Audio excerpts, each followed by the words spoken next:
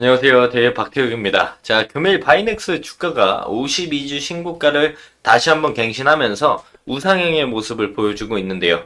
자, 시장에서 나오는 이야기는 CDMO, 즉 바이오 시밀러 기업들이 생물보험법으로 부각을 받고 있다 이야기를 하고 있습니다. 자, 그렇다면 왜 바이오 시밀러 기업 중에 바이넥스만 유독 급등하는 모습들을 보여줄까요? 그건 바로 어제 모건 스탠리 측에서 바이넥스에 대한 리포터를 발간했기 때문이라고 생각을 합니다. 모건 스탠리 리포터에 따르면 목표 주가는 35,000원, 낙관적으로는 87,000원, 비관적으로는 12,000원까지 상하방 밴드를 공개했는데요. 그래서 금일은 해당 모건 스탠리 측 보고서가 어떤 스탠스를 보여주는지 해당 내용 해석과 함께 바이넥스 상승 모멘텀을 알아보도록 하겠습니다. 자, 오늘의 포인트는 딱 두 가지입니다. 첫 번째, 모건 스탠리가 바라보는 바이넥스의 긍정적인 부분들과 부정적인 부분들의 스탠스. 자, 두 번째는 FDA 관련 내용들을 우리가 주목해서 봐야 합니다.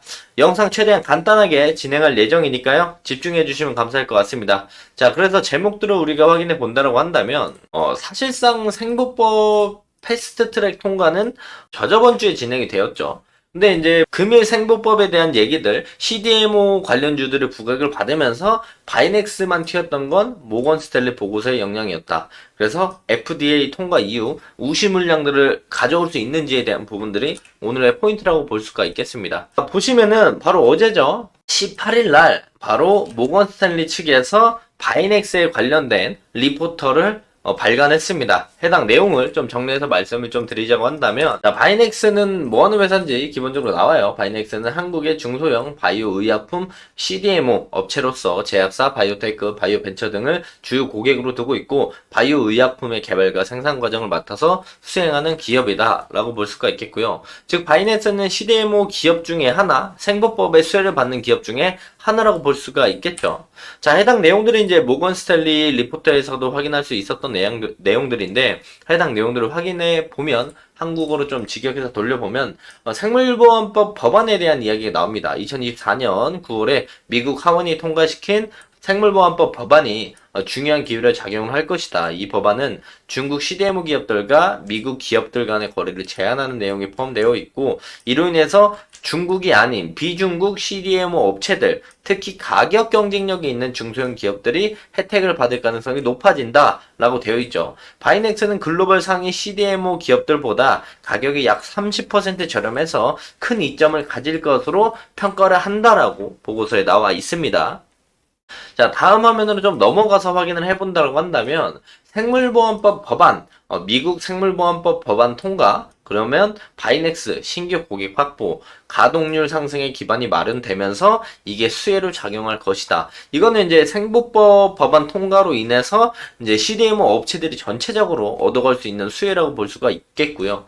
또한 상업 바이오 의약품 생산이 본격화되면서 내년에는 지속적인 가동률 상승으로 인해서 매출 확대로 수익성 개선, 가속화가 진행될 거다. 이 내용들도 있지만 사실상 이제 바이넥스는 FDA의 실사를 진행을 하면서 실사 준비로 인해서 수익성 악화가 된 게 이제 정상화가 될 것이다라는 내용들도 함께 이제 수익성 개선에 대한 이유 중에 하나로 볼 수가 있겠고요. 또 넘겨서 보면 이제 FDA 승인 요 부분이 좀 중요한데요. 자, 송도에 위치한 바이넥스의 항체 제조 공장이 2024년 말이나 2025년 초에 미국 FDA 승인을 받을 것으로 예상이 됩니다. FDA 승인은 CDMO 업체들에게 매우 중요한 이정표로 확인이 되고 있고, 승인을 받으면 바이넥스는 더 높은 가격을 책정할 수 있고 추가적으로 더 많은 계약을 체결할 수 있는 기회들을 얻을 것으로 이제 기대하고 있다. 즉 바이오시밀러 CDMO 업체들은 FDA 안에서도 CGMP, 이 FDA의 품질 관리 기준 인증 절차를 통과를 해야 됩니다. 그래서 그 부분에 대해서 이제 실사가 진행이 되었고, 이 결과가 이제 긍정적으로 나오게 된다라면 그 부분이 글로벌적인 많은 계약들을 체결할 수 있는 기회라고 볼 수가 있는데, 또 넘겨서 좀 보게 된다라고 하면 뒤쪽에 또 나옵니다. 자세하게 말씀을 드릴 예정이고, 자, FDA 승인이 나게 된다라면 어떤 흐름을 끌고 갈 것이냐. 바이넥스가 2021년 11월 셀트리온과 CMO, 그러니까 위탁 생산이죠. CMO는 위탁 생산이고 DMO는 위탁 개발이라고 볼 수가 있고, 그 둘 다는 회사가 CDMO라고 우리가 부르는 건데, CMO 위탁 생산 국산화 협약을 맺었습니다. 그래서 셀트리온의 바이오시밀러 제품은 최근 3상 임상 시험에서 비열등성과 안정성을 입증을 했다. 바이오시밀러 제품들이 뭐냐면 카피 제품이에요, 카피.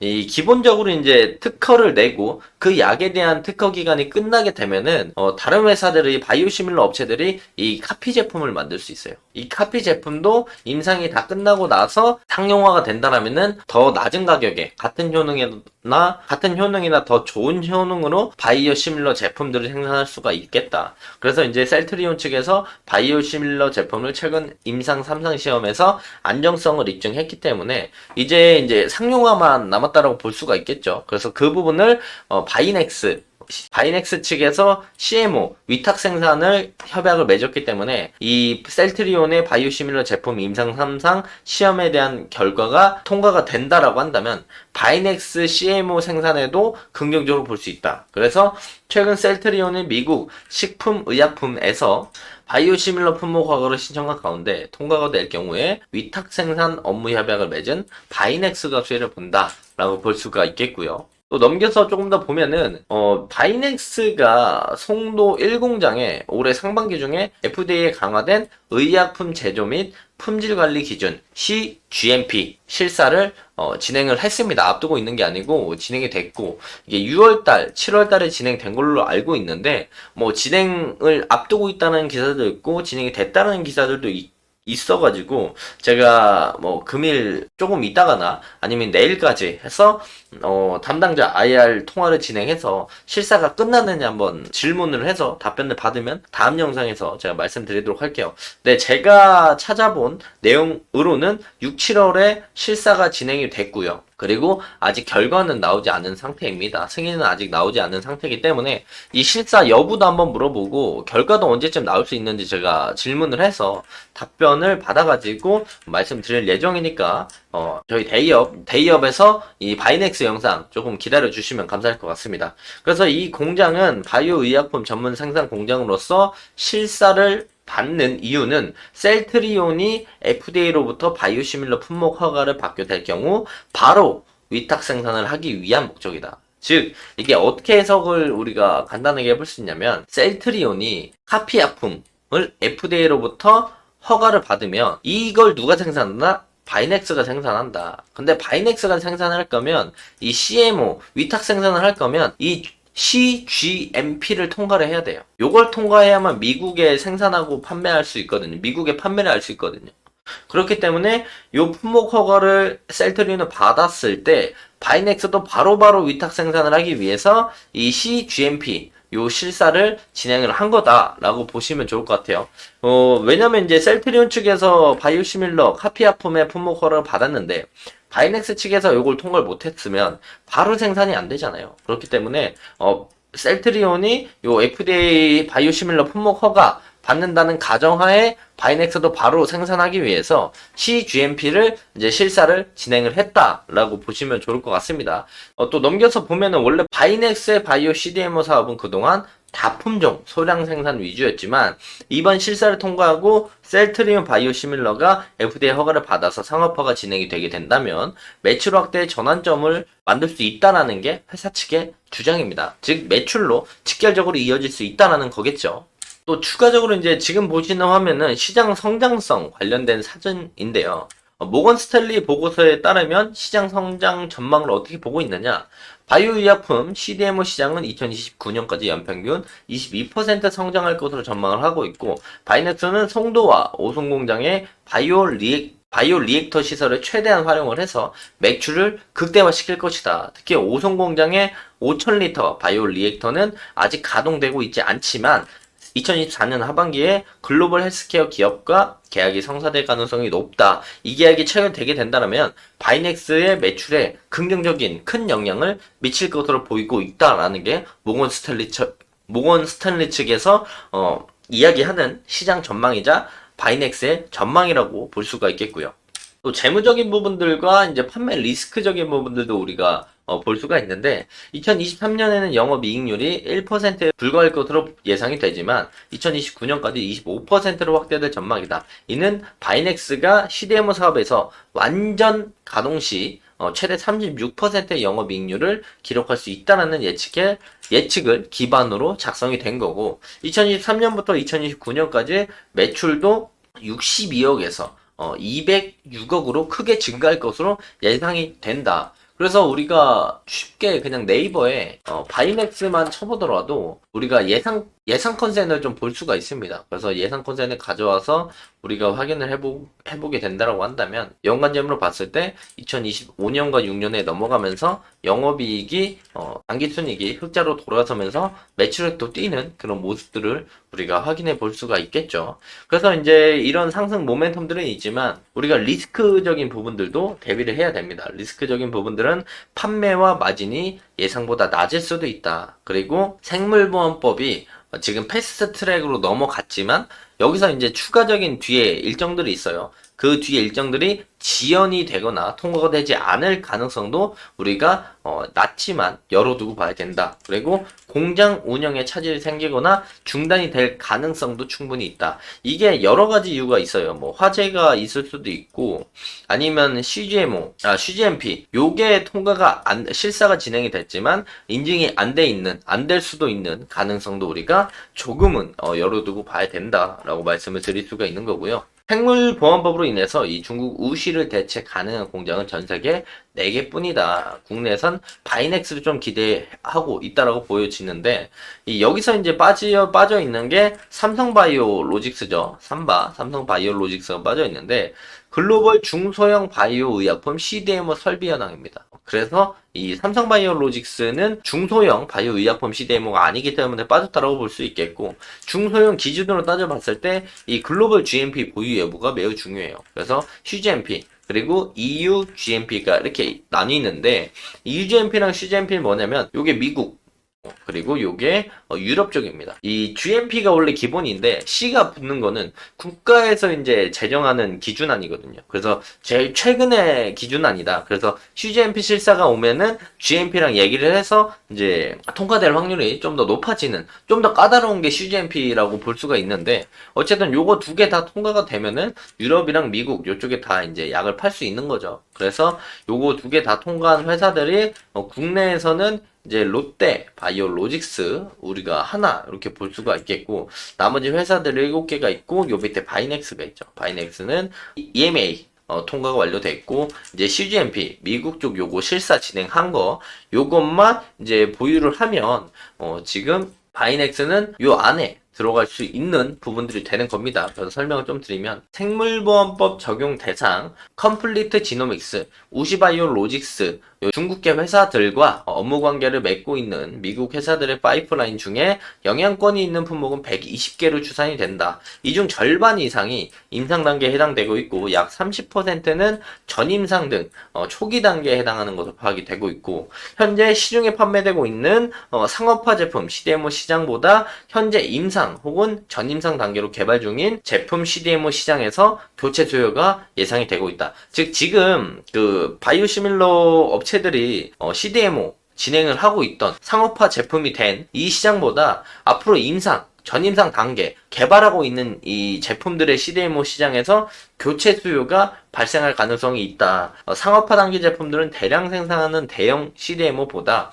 그 이전 단계 제품의 공정을 맡고 있는 중소형 CDMO가 수혜를 받을 것이다. 그래서 대형 CDMO들은 제외를 하고 중소형 CDMO 친구들만 가져온 표를 보여드린 거고요. 2031년 말까지 약 7년의 유예기간을 부여하고 있긴 하지만 생법법이 한 7년 정도의 기간이 충분히 있지만 임상 이상 단계에서의 공정개발 그리고 제조 공정 개발이 어느 정도 확립된 상황이라서 CDMO 업체가 교체하는 게 쉽지는 않다. 다수의 의약품을 보유하고 있는 글로벌 제약사들은 생물보안법 적용 기업들과의 거래를 조기에 끝내려고 이제 움직임을 구체화시키고 있다. 그래서 사실상 중국 기업의 기술이 공정 과정에 들어간 제품의 판매가 원천적으로 공세가 될 수 있다라는 거 이런 것들을 노리고 생법법이 진행이 되는 거죠. 그래서 보면은 이제 머크, 길리어드, 버텍스 파마와 같은 이 이름이 좀 있는 신약 개발 기업들은 비용 증가와 임상 지원을 우려해서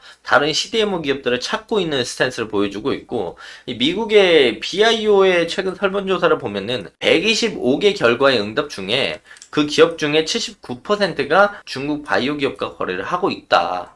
그래서 생물보건법이 시행되고 나면은 기존 거래처를 바꿔야 되는데 이게 약 8년 정도 시간이 걸립니다. 그래서 제약바이오는 보통 계약이 5년에서 7년 단위로 이루어지기 때문에 사실상 지금 2024년 5년부터 새로운 거래처를 확보를 해야만 보통 계약이 끝나고 새로운 거래처를 바꿀 수 있기 때문에 2024년, 5년, 6년 요때 새로운 거래처들이 많이 생성이 되면서 바이넥스가 상승 모멘텀을 가져갈 수 있다라고 우리가 충분히 볼 수가 있겠죠. 그래서 해당 내용들이 정리해서 말씀을 드리면, 즉 올해 내년 CDMO 시장의 새로운 거래처 확보와 상승 모멘텀 작용 가능성이 농후하고 우시그룹의 물량들을 소화 가능한 한국 기업은 현재로서 없습니다. 그나마 뽑게 된다라고 한다면 삼성바이오 로직스 정도로 좀 뽑을 수가 있는데, 일본 AGC 바이오 로직스, KBI 바이오 파마, 미국의 에이드 바이오 서비스, 독일의 렌슬러, 딱 요 정도가 이제 우시그룹의 물량을 소화할 수가 있을 텐데, 삼성바이오로직스는 공장 증설이 완료되면은 소화가 가능할 수도 있겠죠. 근데 현재로서는 요 4개 기업들밖에 없다. 미국 FDA, 그리고 유럽 EMA, CMC 기준 모두 충족을 해야만 우시그룹의 일감들을 좀 가져올 수가 있는데, 지금 아까 말씀드린 것처럼 바이넥스는 CGMP, FDA 요쪽에 글로벌 GMP를 보유하고 있지 않죠. 그래서 요것만 요번 실사 이후에 동그라미로 바뀌면서 보유가 되게 된다라고 한다면 우시의 물량들을 충분히 가져올 수도 있지 않을까. 전체를 가져오지 못하더라도 어느 정도 가져오면서 바이넥스 매출에 대한 긍정적인 영향을 우리가 충분히 바라볼 수 있다라고 말씀을 드릴 수가 있습니다. 그리고 중소기업 CDMO 기업 중에 M&A로 인해서 판테온 그리고 카탈란트는 CDMO 업체긴 한데 독립성 부족으로 인해서 제외를 시켜야 합니다. 카탈란트가 인수가 되면서 CDMO에 대한 비중이 많이 줄었기 때문에 이 친구는 빠진다라고 보면 좋을 것 같고요. 판테온도 마찬가지고, 대형 CDMO를 추가하는 롯데바이오 로직스도 우리가 중소형 CDMO에서는 좀 빼고 볼 수가 있겠다. 그래서 FDA와 EMA 통과 기업은 극소수다. 한 4개에서 5개 정도를 볼 수 있고, 이 바이넥스가 셀트리온 바이오시밀러 제품 생산을 위해서 FDA 실사만 통과하게 된다면 FDA와 EMA 기준을 모두 충족해서 가능한 FDA와 EMA 기준 모두 충족 가능한 글로벌 CDMO 반열에 오를 수가 있다. 자, 그렇다면 해당 물량들을 좀 뺏어오면서 상승 모멘텀으로 충분히 작용할 수 있다라고 볼 수가 있겠고, 우리가 차트적으로 다시 넘어가서 본다라고 한다면 지금 바이넥스가 이제 저점들이 이렇게 쭉 올라오고 고점들이 쭉 올라오면서 우상향하는 모습들을 꾸준히 보여주다가 오늘 거래량이 엄청나게 터지면서 추가적인 상승에 대한 모습들을 보여줍니다. 그래서 이런 추세 라인들의 상단부 라인들까지 올라가는 모습들을 보여줬는데, 지금 상한가를 말아주지는 않았지만 현재 25% 정도 상승하는 모습들을 보여주고, 여기서 추가적인 상승 모멘텀이 충분히 나올 수도 있다. 그래서 오늘 상승에 대한 모멘텀은 뭐다? CDMO 생물보안법도 맞지만 모건 스탠리 측에서 발간한 보고서가 바이넥스의 주가를 끌어올리는데 한몫을 했다라고 볼 수가 있겠고요. 그래서 수급적인 부분들 우리가 확인해 봤을 때 이 외국인 기관 쪽에 대한 수급들이 최근에 계속 들어오는 모습들을 보여줍니다. 기관 쪽은 9월 6일부터 들어오는 모습들을 보여주고, 외국인은 12일, 13일 그리고 오늘까지 해서 3일 동안 수급이 좀 들어오는 모습들을 보여줘요. 그래서 외국인 기관 쪽에 대한 수급들이 꾸준하게 들어오는지 체크를 해볼 필요가 있겠다라고 말씀을 드릴 수가 있겠고, 현재 바이넥스를 기술적으로 따져봤을 때 추가적인 상승이 나왔을 때 저항 라인들은 요 라인과 요 라인들을 우리가 저항 라인으로 확인해 볼 수가 있겠고, 모건 스탠리 측의 목표 주가로 따져본다라고 한다면 해당 가격보다 높죠. 34,000원 라인들까지 보고 있기 때문에 요 정도 라인들까지 조금 상승에 대한 여지가 열려 있다. 그럼 이쪽이 신고가 라인들인데 요 부분까지 올라올 수 있다라고 이야기를 하는 겁니다. 여기서 이제 낙관적으로 봤을 때 추가적인 상승이 나오면 거의 7만원대, 지금 34,000원 기준에도 2배는 더 올라갈 만한 가능성이 좀 열려 있고, 여기서 CGMP 이 실사에 대한 결과가 부정적으로 나온다라던가, 아니면 셀트리온에 대한 바이오시밀러 임상 3상에 대한 결과가 부정적으로 나오면서 기대감이 무너졌을 때는 바이넥스에 대한 주가가 모건 스탠리 기준에 여기까지 조정을 받을 수 있다고 하니까 이런 부분들 좀 참고하시면서 보시면 좋을 것 같고요. 지금 원래는 이제 바이넥스의 제일 최근에 주가가 올라갈 때 요 초록 색깔 선, 이 121선의 지지를 계속 받아주면서 올라왔거든요. 근데 요즘 좀 더 기울기가 가파라지면서 단기적으로는 저점이랑 고점들이 높아지는 추세가 61선을 타고 가는 모습들을 보여줘요. 그래서 61선까지 조정을 이렇게 나온다라고 한다면 우리가 61선 라인들에서 한번 트라이 해볼만 하다라고 볼 수 있고, 조정을 추가적으로 받았을 때 121선 라인에서 지지를 받아줄 확률이 있다, 이런 부분들 참고를 하시면서 추세 하단부 그리고 61선이 좀 겹치는 라인들일 거고, 그 다음에 또 이 이전 추세 좀 더 완만한 요 추세 라인들을 보면 121선과 비슷한 라인들을 형성을 해줄 겁니다. 그렇기 때문에 우리가 추세 라인들의 하단부들을 좀 공략을 하게 된다라고 한다면, 그게 지금까지 지지를 받아줬던 이평선 라인들이기 때문에 반등에 대한 모습들을 우리가 충분히 볼 수 있다. 그래서 지금 여기서 추가적인 상승이 나올 가능성도 충분히 있지만, 지금부터는 이제 바이넥스를 들고 계신 분들의 영역이라고 볼 수가 있겠고, 바이넥스가 CDMO 회사 중에 괜찮은 회사다라고 생각을 하시는 분들은 오히려 조정이 나왔을 때 반등이 항상 나왔던 61선이나 121선 라인들을 기다려 보시는 게 조금 더 안전하게 매매할 수 있는 방법이지 않을까 말씀을 드리면서 금일 영상 마무리하도록 하겠습니다. 자, 해당 영상은 제 개인적인 견해가 많이 담겨있기 때문에 투자자분들의 주관적인 생각 그리고 제가 말씀드린 해당 내용들을 토대로 현명한 선택하시면 좋을 것 같습니다. 자, 금일도 영상 끝까지 시청해 주셔서 감사합니다.